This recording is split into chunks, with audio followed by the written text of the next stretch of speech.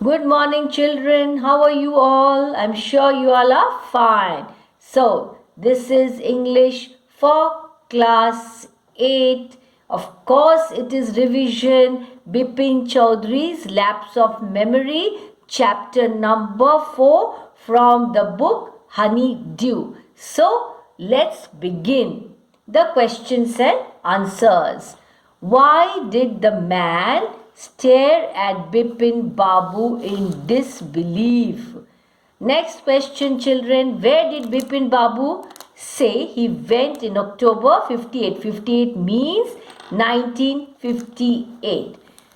The third question, mention any three or more things that Parimal Ghosh knew about Bipin Babu. So now let's have a look at the answers. Answer 1. The man Parimal Ghosh was taken aback. Taken aback means surprised when Bipin failed to recognize him. He didn't believe that Bipin had a lapse of memory. Second, Bipin Babu said that in October 58, 58 means 1958, he was in Kanpur. Kanpur is the name of a place. Now the third answer. Parimal Ghosh is the name of a person, knew that Bipin Babu's wife was dead and his only brother had died in the same year in a Ranchi lunatic asylum. Lunatic asylum means, Pagal Khana in Hindi we say. Okay, lunatic means those who are mad. Asylum is the place where the mad people are kept. So that is lunatic asylum. He also knew that Bipin Babu had no children and he was a lover of books. Comprehension check, page 65. This is from the textbook, children. Yes. Okay. Now, let's have a look at the questions. Why did Bipin Babu worry about what Parimal Ghosh had said? Second question, how did he try to decide who was right, his memory or Parimal Ghosh? Third question, why did Bipin Babu hesitate to visit Mr. Mukherjee? Why did he finally decide to phone him? Fourth question, what did Mr. Mukherjee say? Did it comfort Bipin Babu or add to his worries? Okay, these were the questions. Now let's have a look at the answers. The first answer, Bipin Babu was taken aback. I told you the meaning of taken aback is surprised. Bipin Babu was taken aback to hear the intimate details about his life from Parimal Ghosh. There seemed no reason why he should tell a lie. He wondered if he really had forgotten about his visit to Ranchi. Then, in order to resolve the puzzle about his visit to Ranchi, Bipin Babu decided to contact Dinesh Mukherjee. Parimal had said that Mukherjee was also in Ranchi at that time. Now, third answer, Bipin Babu hesitated to visit Mr. Mukherjee, thinking that it would be ridiculous if he had really visited Ranchi. Mukherjee would think Bipin Babu had gone mad. Hence, Bipin Babu finally decided Mukherjee would think Bipin Babu had gone mad. Hence, Bipin Babu finally decided to phone him. Children, once again, I will repeat the third answer for your convenience. Bipin Babu hesitated to visit Mr. Mukherjee, thinking that it would be ridiculous if he had really visited Ranchi. Mukherjee would think Bipin Babu had gone mad. Hence, Bipin Babu finally decided to phone him. Okay, now the fourth answer, children. Mukherjee didn't reply clearly, but he said that he had been to Ranchi twice. He was not sure about the trip. Bipin Babu exactly wanted to know. It made Bipin Babu more puzzled. He lost his appetite. Do you know what is the meaning of appetite? Appetite means hunger. Okay, now comprehension check. This is from your textbook, page number 68 of which book? Honey Dew. Now let's have a look at the questions first. Who was Chunilal? What did he want from Bipin Babu? Why was Dr. Chanda puzzled? What was unusual about Bipin Babu's loss of memory? Now the answers, children. The first one. Chunilal was an old friend of Bipin Babu. He wanted a favor from Bipin Babu in his job. Paresh Chanda was a young physician. He had never dealt a case of memory loss. So he was puzzled. Puzzled means he was confused. He gave a suggestion to Bipin Babu to visit Ranchi again. Now we move on to comprehension check, which is on page number 70 of your Honeydew textbook. Questions first. First one. Had Bipin Babu really lost his memory and forgotten all about a trip to Ranchi? Second one. Why do you think Chunilal did what he did? Chunilal says he has no money. What is that all he does have? Answers. Now let's have a look at the answers. The first one, children. Perhaps not. He finally recollected his memory and admitted that he had visited Ranchi in 1958. Second, Chunilal wanted some money from Bipin Babu, his old friend. So he went to him for help. He assured Bipin that the term of his fortune would be back again. Chunilal had no money, but he had mind and wit.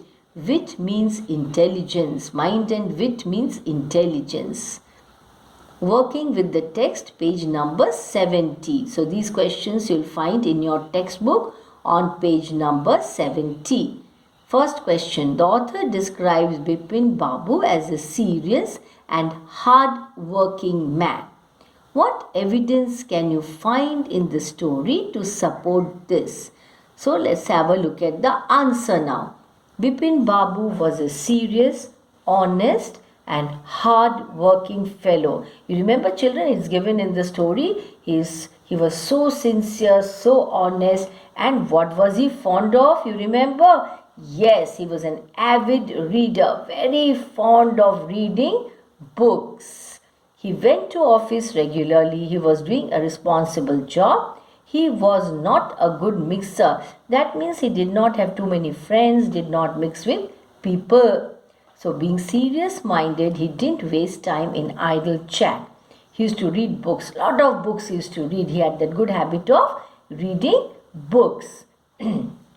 Okay, now the second question, children. Why did Bipin Babu change his mind about meeting Chunilal?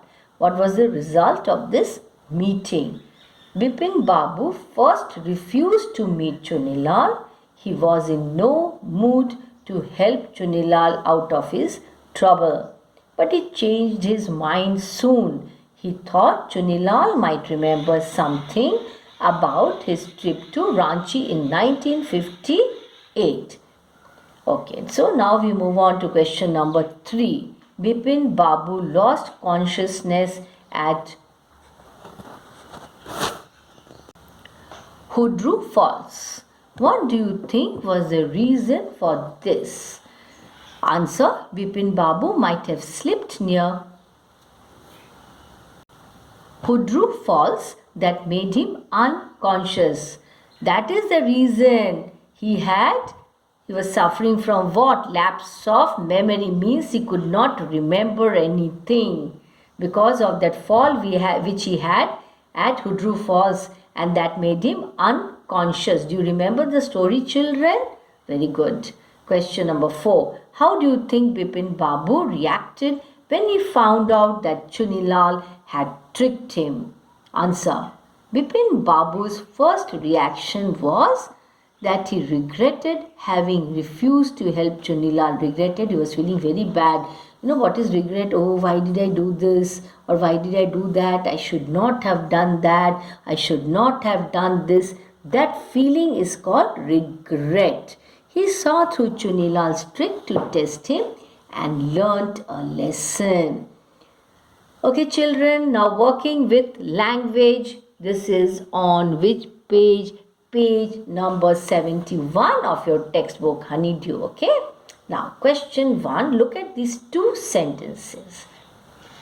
Read those two sentences, children. He had to buy at least 5 books to last him through the week. Oh my God, children. See, in a week, he used to read how many books? 5 books. Bipin had to ask Chunni to leave. Had to is used to show that it was very important or necessary for Bipin to do something. He had no choice. We can also use have to, has to in the same way. Okay, fill in the blanks using had to, have to, has to. Dash cut my hair every month. I dash cut my hair every month. Next one, we dash go for swimming lessons last year. She dash tell the principal the truth. Next one, they dash take the baby to the doctor. Fifth one, we dash complain to the police about the noise. Sixth one, Romit dash finish his homework before he could come out to play. Next one, I dash repair my cycle yesterday. Dash Bipin Chaudhary's lapse of memory. So these were the questions in the form of filling the blanks. So now the answers. You check whether you got the answers correct or not. I'm giving out the answers, children. Please check. First one, have to. In case you got it wrong, please do your correction, so that in the exam you do not write the wrong answer. Second, had to. Third, had. Fourth, had to. Fifth, have to. Sixth, had to. Seventh, had to. Once again, I am telling you, children, please write the correct answer. In case you went wrong in any of the blanks, please do the correction. Okay, now we move on to question number 2. Here are a few idioms that you will find in the story. Look for them in the dictionary in the following way. First, arrange them in the order in which you would find them in a dictionary. Clue: an idiom is usually listed under the first noun, verb, adjective or adverb in it. Ignore articles or prepositions in the idiom. To help you, we have put in bold the word under which you must look for the idiom in the dictionary. Okay, the first, at or from close quarters. Now here close is used as adjective. Break into a smile. Break here is a verb, means look. Break into something. Carry on, it is a verb, means continue. Have a clean record. You may find related meanings under both these words. Beat about the bush, this is a verb. Now refer to your dictionary and find out what they mean. Children, you also take out your dictionary. Get ready with your dictionary. Learn to find out the meanings of these idioms. Are you ready with your dictionary? Okay, so let's find out. What's the first one? At or from close quarters. Children, no fooling. Please be ready with your dictionary. Okay, what is the meaning from nearby? Did you get it in your dictionary? Okay, next one. Break into a smile, means smile suddenly. Third one, carry on, continue the task. Have a clean record, clean conduct. Beat about the bush, make a guess to make vague idea. Okay, then third one, study the sentences in the columns below. I saw this movie yesterday. Bipin Babu worked here for a week last year.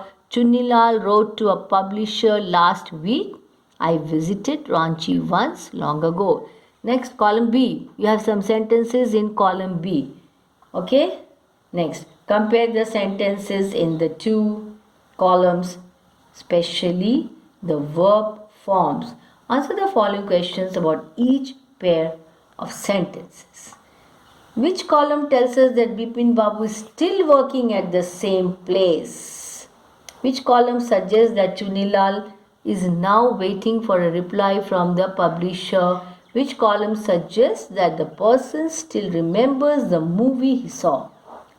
Which column suggests that the experience of visiting Ranchi is still fresh in the speaker's mind? So these were the questions. Now let's see the answers. First one, column A. Second, column A. Third, column B. Fourth, column A. Please check your answer. In case you got it wrong, you can correct. Next one, given below are jumbled sentences. You often get this type in the examination. Working in groups, rearrange the words. You are not in your classroom, in your school, so you have to do it all alone. Rearrange the words in each sentence to form correct sentences. You will find that each sentence contains an idiomatic expression that you have come across in the lesson. Underline the idiom and write down its meaning. Then use your dictionary to check the meaning. One sentence has been worked out for you as an example. Okay, jumbled sentence. Vanished. The car seemed to into thin have air. So it is all jumbled up as you can see.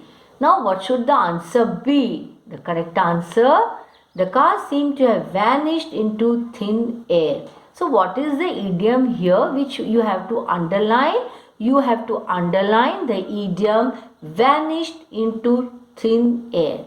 Now what does it mean? What is its meaning? It means disappeared or vanished in a mysterious way. That means suddenly. Stop. See, look at the second one. I'll not read out. You only read out. Okay, I'll tell the answer. Stop beating about the bush. Just now we have done this beating about the bush and tell me what you want. So what's the idiom? I hope you have got it correct. Underline beating about the bush. Yes. It means talk vaguely. Okay, now third one. Read that jumbled up sentence. Did you read it? Yeah, that's why I'm going little slow so that you get some time to read. Yes, have you read that sentence, children? Okay, so now I'll give out the answer to you. Please check whether you got it right. If you don't pay attention to the announcement, you might board the wrong train. So what is the idiom here, children? Pay attention.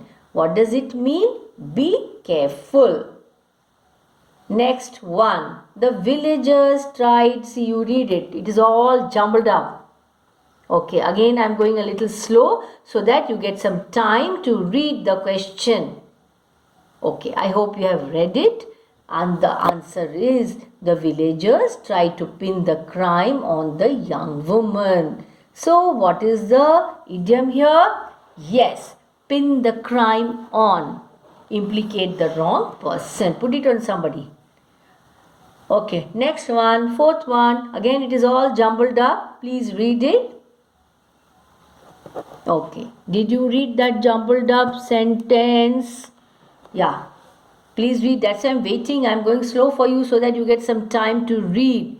Now, Bipin Babu loved telling people that he was under doctor's order to eat early. So, what is the idiom here? Under one's order. Here it is doctor's order. That means there was some instruction given to Bipin Babu. Yes, so under instruction of someone. Here it is the doctor's instruction. Fifth one. Again it is all jumbled up. Again it is all jumbled up, children. Are you able to read it? Please read. I'll go a little slow so that you get some time to read. Yeah. I hope you have read it now. Okay. Now I'll give out the answer to you. Okay. I'll give out the answer to you, children. The teacher raised his eyebrows when the students said that they had revised all their lessons. What is the idiom here, children? Okay, raise the eyebrow to feel annoyed. Sometimes your teacher does that. Yes, children. So children, this was interesting. We have done all the questions and answers from your textbook. Very important. What is your assignment? You have to write down all the questions and answers that I have done in this session. Keep reading and revising all the lessons. Yes, very soon you will have your PT exam, PT3, and then you will have your final examination, that is annual examination. Okay, children, so that's all for this session. Thank you. Goodbye.